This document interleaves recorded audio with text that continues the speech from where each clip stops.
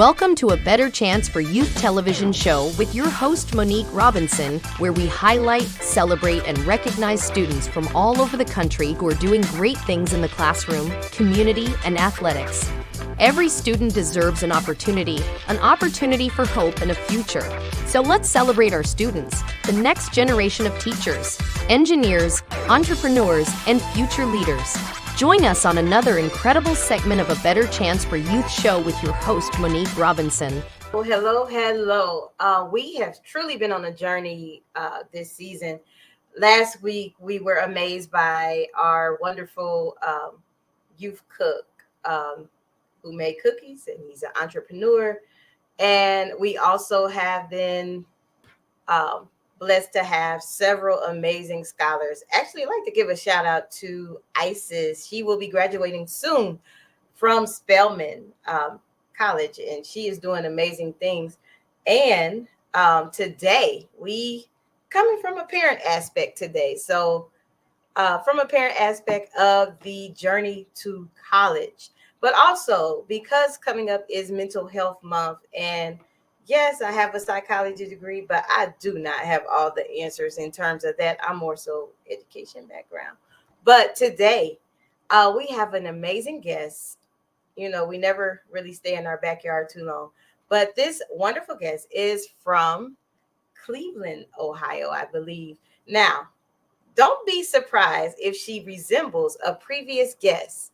She is actually the parent of one of our wonderful, amazing scholars who will be graduating this year, Mia. If you remember Mia's show from a couple of months ago, Mia is the outstanding senior in high school who will be graduating that is in the decision-making process. So today, I would like to welcome to A Better Chance for Youth television, Miss Tyffani Dent. Hello, how are you? I'm good. How are you? I am good. I'm so glad. Look, I have on a shirt, and I said, I'm going to wear this shirt for the broadcast today. You usually don't get to see my shirt, but it says Fearless. And the reason why I wore this shirt is because you are just one of those fearless, phenomenal parents that I love to interact with when it comes to talking about scholarships, talking about how to engage your scholar in the process of going to college. I know it's been a long journey since September. But you're like, oh God, yes, it's been before that. But I truly love, and as busy as you are, thank you for taking time to come on today and talk to us about this journey. So how has it been? I think one of the words many parents, including myself, says is stressful. Anxiety provoking. And I think there's also a level of sadness because this is like preparing your child for the next step in their lives. It's not going to as fully involve you. So it's something. It's a mixture. Oh, wow. You said it's well, why would you say that? Because it's not involving you? Is it like you're so used to being that crush, that support system, and now she has to kind of like make decisions for herself, even with you there? But is that why you say that? I think part of it is that we know that we call this next stage emerging adulthood because they're not fully being forced to kind of make their own choices. But when they're in college, it's less parental involvement. They're not with you every day. So you're not able to check on them to make sure, see their faces and make sure they're okay. I mean, you shouldn't, like, let's not helicopter parent, but you can't see them every moment of every day. They're having to make their own decisions on a daily basis, whether or not it's to get up and go to class, whether it's to go to this party, hang with this person. You don't have as much control. There's still this blanket of support because on college campuses, there's still rules, right?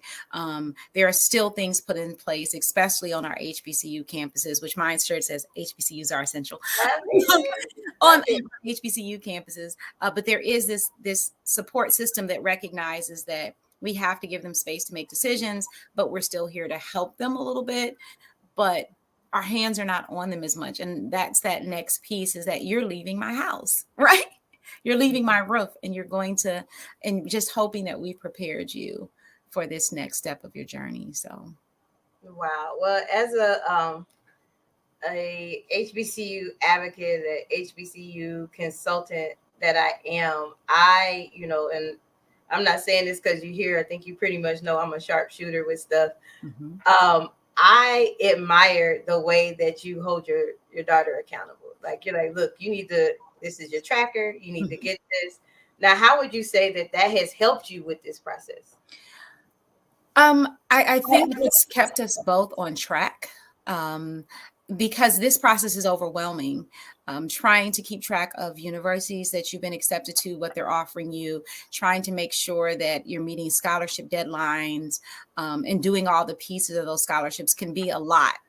And so I think with the tracker, when we've been able to say, here's new ones that we need to look into, here's ones that we're waiting on somebody else to do something, like a teacher, here's something, Mia, that you have to do the essay for, this one's done. And just to kind of see the color change, because we did a color system, being able to say, okay, this one's now done. And then green is the one we're looking for, which is that this one has actually been awarded to you, to kind of see this process. And constantly we're each checking that tracker just to make sure that we stay on top of it with all the things that happen in senior year. And as a parent, all the things that are required of me to continue to do on top of this new task.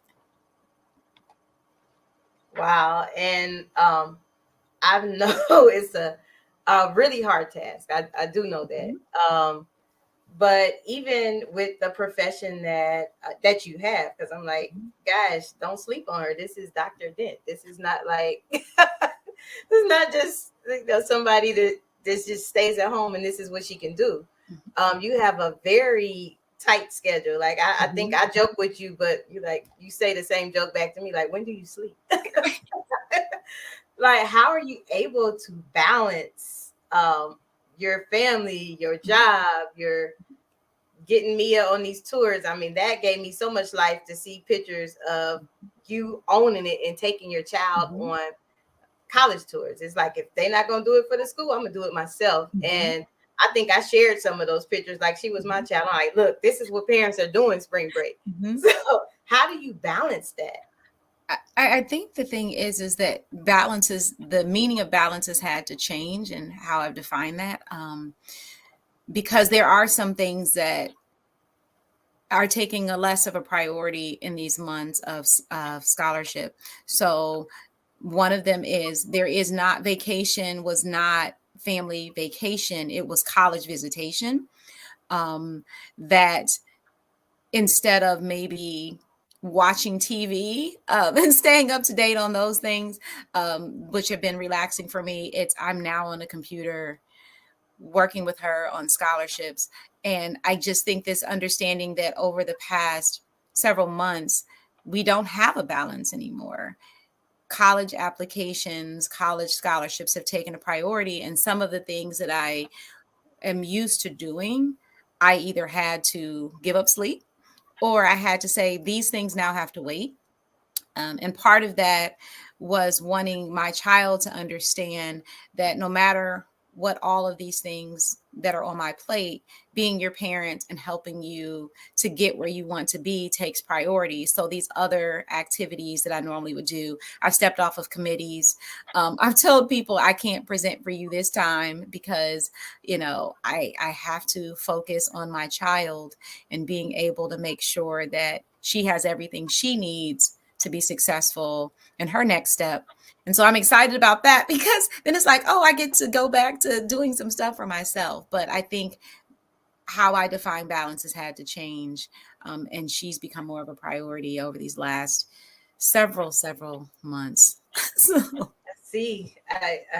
And it is truly like, it makes me feel like overexcited. I've been doing this as a nonprofit, honestly, for 4 years, but since I've been in education in 2000, I have owned, because I don't like, and I think even all I've ever been at, they know that when it comes to kids and their futures, I'm very sensitive. And a lot of schools, they recommend community colleges for people that look Mm-hmm. like you and Mm-hmm. I. And honestly, being really transparent, they recommended that for me. And, you know, my parents are, you know, they're Wilberforce grads. And they don't play that. They're like, no, that's not where we're sending her. So Mm-hmm. I get extremely excited when I have parents that are asking for their scholars, that are holding accountable. Because I don't know if I have shared with you this year. In my program, I had 6 scholars not accepted into their colleges of choice, mainly because the schools didn't send their information. So yeah, I told you I get in good trouble. I mean, can't help it. But thank you for sharing your parental journey with us. After our commercial break, I know time flies, guys. Dr. Dent, I told you she's a boss. Yeah, the whole family is a boss, but I'll explain that when we come back. But we do have to take a short commercial break. And when we come back, we'll go into the next phase of our conversation where we'll deal with mental health. I told you I have a psychology degree, but I am not a Dr. Dent. So right after this commercial break, we will definitely touch that subject. Are you interested in attending an historically Black college or university? Hello, my name is Robert Mason. I'm president and founder of the Common Black College application. Our application allows students to apply to over 50 historically Black colleges and universities at the same time for only $20. HBCU graduates have been some of the most renowned individuals in their respective fields since the late 1800s. In addition to that, our faculty and staff are truly committed to your success, and they have a vested interest in seeing that you do well. That, coupled with the academic rigor and the fact that you will establish lifelong relationships, are just some of the many benefits of your attending an historically Black college or university. So if you're interested in completing the Common Black College app, visit our website at commonblackcollegeapp.com to apply now. Thank you, and get educated. Welcome back. Welcome back. So, Dr. Dent, I know you like, she keep giving me all these accolades, but I mean, just saying, your name is out here as, you know, wonderful in this field. And I give credit where credit is due. One of the questions is just burning inside of me is, as scholars are going into a new space, and you mentioned that's something that you are worried about with your own child. Mm-hmm. How do you prepare them mental health wise? Because some people, it's overwhelming. If you have a strict parent, let me say it that way. If you have a strict parent and you go to campus and you're like, look, I got all this freedom, it can be, you're like, yes. So what are some good tips that you can give us on that? I think one of the first things is we talk about in psychology this idea of exposure. We call it in vivo exposure, which is kind of just lived experience. So one of the goals that I always tell parents is that as your child is coming into this senior year, offering them the opportunity for more freedom to make more decisions. Because if they mess up, you're right there to process it with them. I know, even when it comes to things like curfew and who they're associating with, other decisions that they're making them make more decisions. So when they're in a situation, they've had that experience, and this isn't the first time that they've had to make a decision about when they get up, when they're doing their homework, but they're being tasked with, this is now your responsibility. I'm here to support you and process it, but I'm not going to tell you it's time for you to eat. It's time for you to do your laundry. It's time for you to study, because when you go to college, you're going to have to do those things on your own. I think having honest conversations about this transition with your children, fears that they may have, where their worries are, and just kind of processing that in the beginning. If they're worried about how they make friends, then we have this conversation about what are the options and ways that you can do that. How do you navigate dating in this situation? How do you deal with even the fact that everybody's not at college just like in real life, there for the right reason? And how do you use your discernment to deal with those situations? understanding and working with them on how will you manage a mistake, because you may make it. In your conversations, also trying to be calm and as non-judgmental as possible, because you also want to open the door for your child to come back to you and have the conversation when they're worried that they have made a mistake, without the fear of a major consequence or reprisal, that when they get to school, they don't feel like they can have that conversation with you. Also being able to identify with them, where are the people and the places you can go at your college campus to get assistance, whether it's academic assistance or whether it is mental health assistance, because you want them to know those resources are there and available. And what is that marker for you that you need to seek those services? It's not waiting until you get an F, right? It's when you're starting to realize you're struggling, and that it's normal and acceptable for you to utilize those resources. So you want to have those conversations now. And I firmly believe, and I'm one of those parents at this point, when you're asking me, what is your curfew? You don't have one. But let's look and make a good decision about when you're coming and going. Let's look up what the city says. You have to return, right? But other than that, you need to be able to make those decisions about what makes sense to you. If you're going out on the Thursday night, you have school tomorrow. What time do you need to be back? Because you still have to make the decision to make that happen. And we kind of started that at the beginning of this year, because I'm not going to be able to make those decisions for you. And we don't want to put our children in a position where they've never had to make a decision on their own. And now they're suddenly in a space where they're making decisions every day. But I do remember that was my first time experiencing at Wilberforce, no curfew. Whereas across the street, they had to be in by 12. And I'm like, people, we're a church school. We should be. So that was a huge adjustment. And that was great that you touched on that in your explanation. You also touched on something that I was like, yeah, that's true. You're experiencing all these emotions, but I'm glad that you're transparent enough, and you have named that for our viewers and parents that are watching, that you have to role play and kind of let them bump their head. Like, what would you, and you also named relationships, which I thought was really, really important as well. What would you tell a parent that maybe did not let their daughter date too much or son date too much, and they get to campus and there's a plethora of opportunities to do things? And especially when, for those parents who are sending their kids to HBCUs, where it's like, oh, it's the melanin is overwhelming. And, I think part of it is, it's a combination of having, again, always honest conversations with your children. You talk about, what do you want in a relationship? That also, dating does not necessarily always mean levels of intimacy, right? And that you have the ability to talk to various people before you decide if you want to be with someone. What are you looking for in a relationship? I think we also have to prepare our girls and our boys and our non-binary children. Like, we often have conversations with our daughters, but not with our sons, about consent, and that you have the ability to always decide when something isn't comfortable or working for you.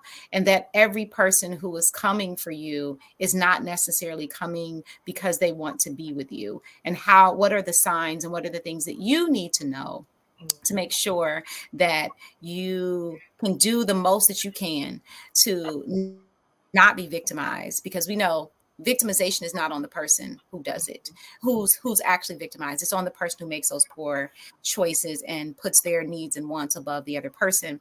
But what are the things that in dating situations that the person is not manipulating you and really doesn't want to be with you, and you think that they do? And so having those conversations, and in this day and age, we also have to have the conversations about technology and not filming you, and being very transparent in that, because there have been people, and I've had this experience with working with college students, where you were in this serious dating relationship and you sent images to the person that you're with, and you break up, and then they post it all over the place. So having those very clear conversations. Having sexual health conversations is important. Also identifying with your health center what is available in terms of, is there someone there to also talk to about sexual health? I think as parents, no parent wants to think about their child having any type of intimate relationships. But we also have to think about our own experiences and stop lying to ourselves about our own. And, we want our children to be better than us and to not make the mistakes that we made. And part of that is acknowledging them. We don't have to sit here and say, girl, when I did it, but we have to take some of that knowledge and say, when you come on campus as a freshman, there's a lot of upperclassmen who are going to be coming for you. And sometimes it's a contest and you don't want to be a part of that contest, right? It's okay to talk to people and not have intimate relationships with people. It's okay for you to choose not to date someone if you don't want to. But what do you look for in that? And so we want to have the conversations we wish somebody would have had with us. Yes. And then we also want to make sure that they're aware if there's on campus places where because especially some of the larger campuses do have offices where they have these conversations about sexual health and dating relationships. And we want to make sure that they utilize those resources as well. What are your thoughts about that? I think the irony is that our generation did this moral high ground with this current generation about watch what you do on social media and don't put your business out there, because we didn't realize that VHS could be forever. We didn't realize that Polaroids could still exist. And so I think we are those chickens are coming home to roost for some of us. But I think that is a conversation around technology and responsible technology that, fortunately for this generation, because they've never existed without tech. So part of it is having this transparent conversation with your children, especially as they're going away to college, right? That people can be taping you when you don't know you're being taped. And so just always looking at it as the decisions and the behaviors in which you engage are going to be out there. And also acknowledging that piece for them, that there is a reinforcement in the use of tech. We know that you get more likes, you get more comments a lot of times when you are doing things that don't bode well for your future career goals. Those are the ones that people respond to and share, right? And so part of it is acknowledging that piece of it, and saying, it's hard to get people to look far into the future. I'm living in the moment, because that's part of your brain development. That's where you are developmentally, to be able to say, is this something, if you're trying to run for senator later, that you really want out there? I'm really not thinking about that. And so part of it is that constant, reminding that you don't know when you're being taped. So being clear on, the behaviors in which you're engaged. Also, the piece for them of when you are having things going on in your life, screenshots also are forever. So, taking a moment and stepping back, which is also hard because of just developmentally where they are. It's hard for some of us who are developmentally past that to not just go on a rant and post it all over social media, but to take a step back and say, is this something that I need to think about? Is this something that I need to kind of phone a friend about? And then I also tell adolescents and emerging adults, don't ever send something to someone because they can always keep it even when you no longer want them to have it. And although we want to believe our relationships, friendships, dating relationships are forever, some of them are not. And so I always say, is there somebody you used to hang with in 8th grade that you don't talk to much anymore? There may be somebody in college that you don't end up talking to anymore or dating anymore. Do you really want them to have those images, those pictures of you, and they're there? So, for my generation of Freaknik, I never went. I do know people who did go, and who had good and bad experiences. And I just think it is one of those life lessons for us that we hopefully now have a little bit more empathy and compassion and understanding for our children and how we approach them, because our stuff is now showing up. And so we cannot act like we did not make decisions that we didn't want to be lasting forever. And so now we have the chance to have those conversations, as uncomfortable as they may be, with our own children. Right. And I always say, I'm glad we didn't have camera phones, but now it's like, wait a minute. You had VHS. People saved the tapes. Again, those Polaroids, people flipped them and put them in their little, and we did the cardboard boxes. Yeah. So people are going through those, and now they're taking pictures of those, images, and now they are forever. Oh, Lord. Well, we do have to go to a commercial break. And when we come back this next segment, I'm telling you, Dr. Dent is a boss. She has a book or a journal. I might be saying it wrong, but she has really good information that I want her to share with you all. From that, when we come back from our commercial break, I have truly enjoyed this segment today. She's taking Miss Mo to school. I'm sitting here like, wow, that's true. I never said that. So after this commercial break, she's going to share some more of her wealth of knowledge with us. Tune in to A Better Chance for Youth television show with host Monique Robinson on the Daily Gospel Network, the television show dedicated to highlighting incredible students on their quest to change the world. Join us every week as we uplift the youth and help them on their journey to the bright future they deserve. Catch A Better Chance for Youth television show with host Monique Robinson on the Daily Gospel Network.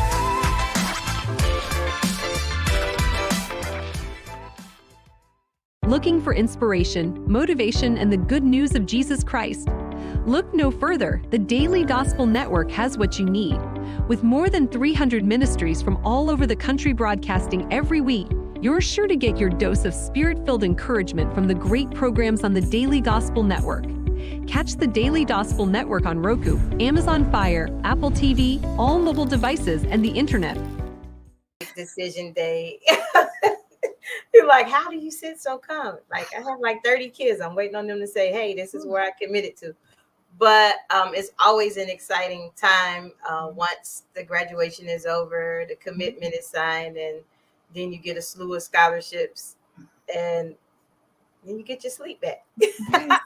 So this has been a wonderful day-to-day sitting down with Dr. Dent, who we are grateful that she gave us her time, and she was really transparent with us, which I love, and gave us some good mental health tips. So thank you for watching, and please go to her site, download that book, send an email, request the book. It is really, really helpful, even for us adults that have experienced college. Just some things that, cause us to reflect and look back like, hey, I could have did that different. So it's been real. We will see you next week. If you haven't already purchased your ticket for the South Texas HBCU Sneaker Ball, hey, we got Anthony coming down. Mm-hmm. I know I'm scared of Texas that weekend. It's going to be a good weekend, but y'all know I don't go out. I'm usually in bed by 10, but that weekend I'm probably have to take it for the team. But we look forward to you coming. We look forward to you supporting. And also the application for the Takesha A. Davis Scholarship is live. And I don't judge, but I can provide support to anyone who needs it. So thank you. Thank you again, Dr. Dent, for giving us your time today. And we will see you next week. Don't know who we'll interview, but we will see. Thanks for watching A Better Chance for Youth television show with your host, Monique Robinson. The television show where we highlight incredible students in their quest to change the world. Join us each and every week as we uplift our youth and help them on their journey to the bright future they deserve. So until next time, God bless. From your friends on A Better Chance for Youth television show with your host, Monique Robinson.